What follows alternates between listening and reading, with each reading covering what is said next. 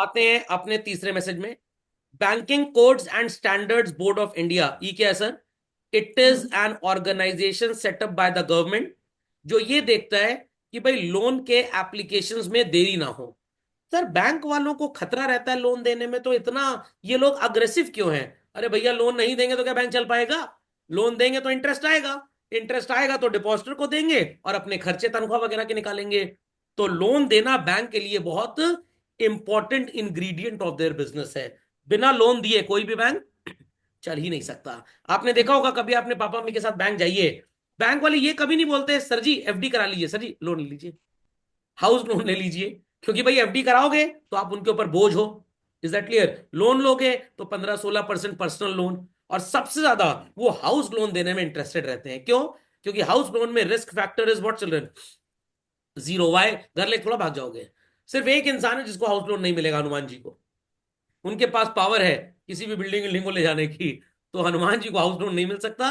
बाकी सबको bank home loan इसलिए देना चाहता है, अगर भाग भी गए नहीं भी पे कर पा रहे हो तो एटलीस्ट घर बिकवा के बैंक पैसा रिकवर कर लेगा। तो यहां पे BCSBI ने टाइम लिमिट फिक्स की है कि भाई कितने रुपए तक का लोन कितने टाइम में या तो सैंक्शन होगा या तो रिजेक्ट होगा, पेंडिंग नहीं होना है। तो ध्यान से सुनिएगा। मीडियम एंड स्मॉल एंटरप्राइजेस के लिए क्रेडिट लिमिट 5 लाख है, और टाइम कितना है भाई?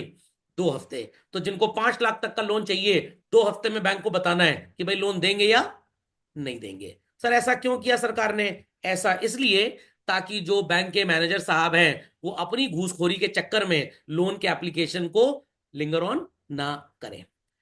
5 लाख से ऊपर 25 लाख तक तो कितने टाइम में निपटारा करना है? 3 हफ्ते के अंदर। समझ में आ गया? पक्का? अब आप जब अपना कॉमर्स या बिजनेस स्टडीज है सब्जेक्ट पढ़े तो आपने उसमें बैंकिंग जरूर पढ़ा होगा।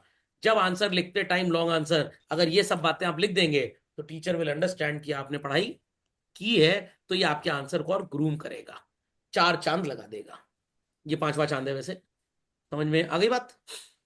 सो कोर्ट डज नॉट रिप्लेस और सुपरसीड द रेगुलेटरी प्रोसीजर। कहने का मतलब आरबीआई ने अगर कोई नियम कायदा कानून बनाया है, ये उसके नीचे है, ये उसके ऊपर नहीं है। मतलब सर अगर कल को आरबीआई बोले नहीं भाई 72 आवर्स के अंदर आपको सैंक्शन या रिजेक्ट करना है, तो फिर लिमिट 2 हफ्ते की नहीं मानी जाएगी, फिर 72 घंटे मानी जाएगी। आरबीआई से ऊपर कोई भी नहीं है बैंकिंग में। तो ये बात समझ में आ गई? तो सर हमको आप ये सब क्यों बता रहे हैं भाई? इसलिए बता रहा हूं कि अगर आप बैंक में लोन के लिए अप्लाई करते हैं, बैंक ने एक्सेप्ट किया, यस आपके सारे कागज आ गए हैं, हमें छानबीन करने का टाइम दीजिए। अगर वो 25 लाख रुपए तक के लोन के लिए 3 हफ्ते से ज्यादा का टाइम ले रहे हैं, आप BCSBI की वेबसाइट पे जाएं, एक कंप्लेन लॉन्च कर दें, बैंक मैनेजर की पुंगी बजा दी जाएगी।